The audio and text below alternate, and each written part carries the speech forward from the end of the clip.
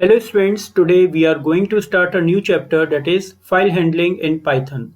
So till now, whatever the data we have entered through user was not storing in memory permanently. So in this chapter we will learn how we can store our data permanently in memory. Means now we will work with non-volatile memory so that we can store our data permanently and review it later on. So let's start the chapter. So whatever the operations we will do with our file, with our data file, will be only through program code.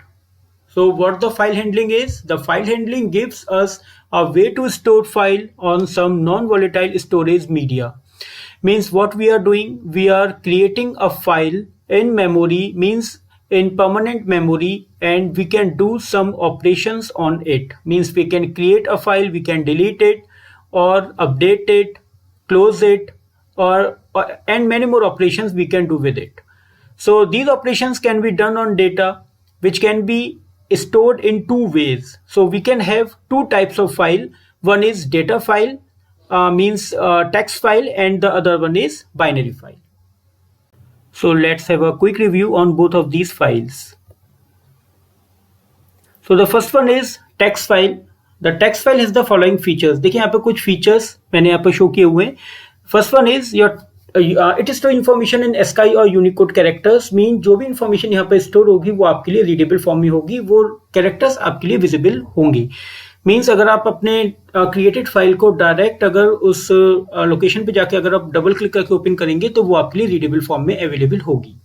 तो ये आप ये file तो create करेंगे programme के through, but आप उसे direct double click करके ओपन कर रीड भी कर सकते हैं, तो वो रीडेबल फॉर्म में आपके लिए अवेलेबल होगी.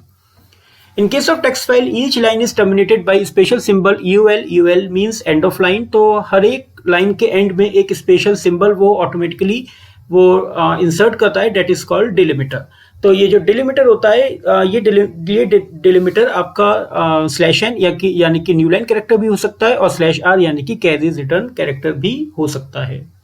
सो usually the text files are slow in process, क्योंकि यहाँ पर कुछ इंटरनल ट्रांसलेशंस रिक्वायर्ड होती हैं. जिस तरह से ये स्पेशल कैरेक्टर्स एनकाउंटर होते हैं, तो कुछ इंटरनल ट्रांसलेशंस जो होती हैं वो रिक्वायर्ड होती हैं so that your data must be stored in memory. तो मेमोरी फॉर्मेट में कन्वर्ट होने के लिए उसको कुछ इंटरनल ट्रांसलेशंस चाहिए होते हैं, करने होते हैं, इसलिए वो थोड़ी सी स्लो हो जाती हैं. But they can be read directly, मगर वो डायरेक्टली रीडेबल फॉर्म में अवेलेबल होती हैं. तो स्लो होती हैं बट आप इन्हें डायरेक्ट रीड कर सकते हैं. अब देखते हैं बाइनरी फाइल. तो बाइनरी फाइल में it contains information in the same format in which it is held in memory. तो ये उसी फॉर्म में डेटा आपका कंटेन करती है जिस फॉर्म में वो डेटा आपका मेमोरी में स्टोर करने वाली है. तो इसका मतलब है कि कोई भी इंटरनल ट्रांसलेशन नहीं चाहिए होगा और कोई भी डिलिमिटर यहाँ पर काम नहीं करता है at the end of line. Next one is the binary file are faster and easy for read write operation than text file. तो यहाँ पर जो read write operation होते हैं वो text file के comparatively fast होते हैं, क्योंकि यहाँ पर कोई भी internal translation नहीं हो रहा होता, तो ये comparatively fast हो जाती है text file से. But these files are not available to read directly. अगर आप इनको डायरेक्ट ओपन करेंगे तो वो आपको जो कंटेंट होगा वो आपको डायरेक्ट शो नहीं कर पाएंगी. तो the last point is they can't be read directly but is the best way to store information. But यहाँ पर अगर आप बाइनरी फाइल यूज कर रहे हैं अपनी डेटा स्टोर करने के लिए तो ये एक अच्छा मेथड है, क्योंकि आपकी फाइल की जो प्रोसेसिंग है वो आपकी फास्ट हो जाती है और जो रीड राइट ऑपरेशन होता है वो आप प्रोग्राम कोड के थ्रू कर ही रहे होते हैं. तो the best way is to store in the form of binary file. तो अभी इसके बाद देखते हैं कि how to create it and go through some basic code. तो देखिए यहाँ पर बिल्कुल बेसिक से स्टार्ट करने के लिए मैंने यहाँ पर अभी कोई फाइल न्यू नहीं क्रिएट की है, बल्कि एग्जिस्टिंग फाइल को ही रीड करने के लिए ऑपरेशन परफॉर्म कर रहे हैं. तो यहाँ पे सिर्फ एक रीड ऑपरेशन करना है ऑन द क्रिएटेड फाइल. तो पहले से फाइल क्रिएटेड है which is stored in D drive, और डी ड्राइव के अंदर एक फोल्डर है फाइल फोल्डर, उसके अंदर आपने एक abc.txt फाइल आपने सेव कर रखी है. तो देखिए क्या हो रहा है, आपका जो फर्स्ट जो लाइन है वो इंपॉर्टेंट है. यहाँ पर आप एक इनबिल्ट फंक्शन यूज कर रहे हैं, और ये जो बिल्ट इन फंक्शन है आपका open function is use to open or to create a file. तो अभी आप क्रिएट तो नहीं कर रहे, अभी हम यहाँ पे फाइल को ओपन कर रहे हैं, और ये फाइल जिसको आप ओपन करना चाहते हैं जिस लोकेशन पर भी होगी आप वो लोकेशन यहाँ पे आप स्पेसिफाई कर देंगे. तो अभी क्या होगा कि ये जो बिल्ट इन फंक्शन ओपन है ये आपके इस फाइल को ओपन कर देगा और इसका जो कंट्रोल होगा वो इस एफ को दे देगा। Now what is F? F here is working as an object. ये एक ऑब्जेक्ट की तरह काम कर रहा है, जैसे हम लोग फाइल हैंडल ऑब्जेक्ट कहते हैं या फाइल हैंडलर भी कह सकते हो। अब इस एफ के पास फाइल को कंट्रोल करने के पूरी परमिशंस हैं और इस एफ के थ्रू ही आप सारा ऑपरेशन परफॉर्म करने वाले हैं। तो अगर आपको रीड करना है या फाइल को क्लोज करना है या आपको कोई भी एक्शन करना है तो आप इस एफ के थ्रू ही करेंगे। ये आपके फाइल के लिए एक फाइल हैंडलर की तरह काम करेगा। तो ये ऑब्जेक्ट बहुत इंपॉर्टेंट है और इसी के थ्रू आप लोग सारा एक्शन परफॉर्म कर पाएंगे। Now come to the next line. अब देखिए यहाँ पे क्या हो रहा है, यहाँ पे आप एक रीड फंक्शन यूज कर रहे हैं और ये रीड फंक्शन आपके फाइल के पूरे कंटेंट को रीड करेगा और एक स्ट्रिंग फॉर्म में एक वेरिएबल के अंदर वो स्टोर कर देगा। Now later on you can print this string. तो इस स्ट्रिंग को आप बाद में इसे प्रिंट कर देख सकते हो। So what you are doing, you are opening a file, एक आप फाइल को ओपन कर रहे हैं। Now you are reading its content in the form of string and you are printing it on the console. तो आप screen पर उसको आप प्रिंट कर रहे हैं। और finally what you are doing, you are closing your file. तो फाइल क्लोजिंग करना हमेशा एक स्मार्ट वे है, एक स्टेप होता है to close your file. Once you have close your file, no read write operation could be possible with your data file. उसके बाद फिर कोई भी आप रीड राइट ऑपरेशंस नहीं कर सकते। तो क्लोज करना फाइल हमेशा बेटर होता है। तो एक बार फिर से रिव्यू करते हैं। यहाँ पर एक ओपन फंक्शन है जो कि बिल्ट इन फंक्शन है और इसको यूज करने के लिए आपको किसी भी और चीज की जरूरत नहीं है, आप इसे डायरेक्ट यूज कर सकते हैं। No module is required to use this open function और क्लोज फंक्शन और read function, they all are built-in function. So using open function you are opening your file which is specified on particular location, जो कि एक particular location पे आपने specify कर रखी है। ये मैं आपको show कर देता हूँ और what the file is containing, वो फाइल क्या contain कर रही है ये भी मैं आपको show कर देता हूँ। तो चलिए जरा चलते हैं।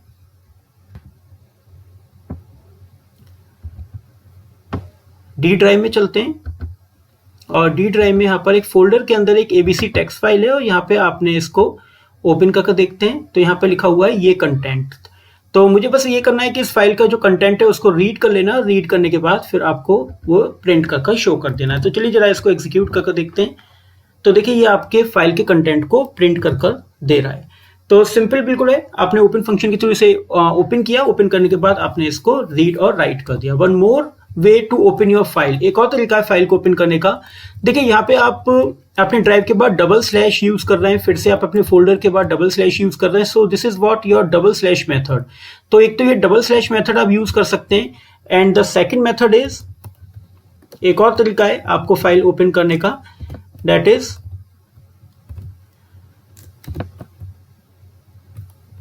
यूजिंग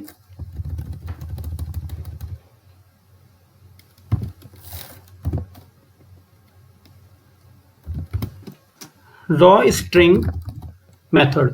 तो रॉ स्ट्रिंग के लिए आपको क्या करना है, अगर आप रॉ स्ट्रिंग मेथड यूज कर रहे हैं तो सिर्फ सिंगल स्लैश से आप काम कर पाएंगे, बट यहाँ पे आपको इसमें आपको एक प्रीफिक्स यूज करना पड़ेगा, डेट इज आर। तो अगर आप ये भी काम करते हैं तो भी आप बिल्कुल वही आउटपुट ले पाएंगे जो अभी आपको ऊपर से मिल रहा था। तो even either of the method you can use to open your file. तो मैं आपको यहाँ पर इसे कमेंट बनाकर और इसको एग्जीक्यूट करके दिखाता हूँ। इस मेथड के थ्रू एग्जीक्यूट करता हूँ तो भी देखिए आपका आउटपुट आ गया। तो ये दो मेथड है, one is double slash method and other one is raw string method. तो दोनों तरह से आप फाइल को ओपन कर सकते हैं। एक और काम करते हैं, यहाँ पे किसी और फाइल को रीड करते हैं, कोई और किसी और टेक्स्ट फाइल के अलावा किसी और फाइल को रीड करते हैं। तो एक काम ये करते हैं कि एक फाइल उठाते हैं या इसी फाइल को रीड करते हैं, इसी प्रोग्राम फाइल को रीड करके देखते हैं। तो देखिए जो अभी आपकी करंट जो प्रोग्राम फाइल है वो अभी आपके डेस्कटॉप पर है। चलिए इसे क्लोज कर देते हैं और यहाँ पर देखिए आपके फाइल का नाम है file1। तो ये file1 यहाँ पे आपकी अवेलेबल है। इसे यहाँ से कॉपी करते हैं और कॉपी करने के बाद इसको डी ड्राइव में पेस्ट कर देते हैं। तो देखिए ये किसी फोल्डर के अंदर नहीं है, ये मैंने डायरेक्ट डी ड्राइव के अंदर पेस्ट किया हुआ है। तो अब देखिए यहाँ पर क्या करेंगे आप इस फाइल को रीड करने के लिए, आप यहाँ पर डी ड्राइव के अंदर आएंगे डायरेक्ट और रॉ स्ट्रिंग मेथड यूज कर लेते हैं और यहाँ पे आप अपने फाइल का नाम देंगे file1 और आपके इस फाइल का एक्सटेंशन है py। तो चलिए इस फाइल को अब जरा रीड कर देखते हैं कि ये फाइल आपका कंटेंट शो कर रहा है या नहीं कर रहा। तो ये फाइल मैं आपको एक बार फिर से दिखा देता हूँ। ये फाइल जो है ये वही प्रोग्राम फाइल है जिसको आप एग्जीक्यूट कर रहे हैं। मैंने इसी को कॉपी पेस्ट किया है, मैं पहले आपको दिखा देता हूँ। ये देखिए यही वो कंटेंट है जिसे आप अभी कॉपी पेस्ट जो मैंने किया है, ये वही है जो मैं रन कर रहा हूँ प्रोग्राम। उसी को मैं आपको एज अ डेटा प्रिंट करके दिखा रहा हूँ। तो अभी मैंने फाइल 1 किया और जरा इसको एग्जीक्यूट करके देखते हैं। तो ये है देखिए आपका प्रोग्राम फाइल जो अभी आप एग्जीक्यूट कर रहे थे, उसी को मैंने एज अ डेटा फाइल बनाकर मैंने इसे प्रिंट किया है। तो आप ये भी काम कर सकते हैं। आप किसी भी टाइप के आप डिफरेंट मोड्स के फाइल को ओपन करके आप उसे प्रिंट कर सकते हैं।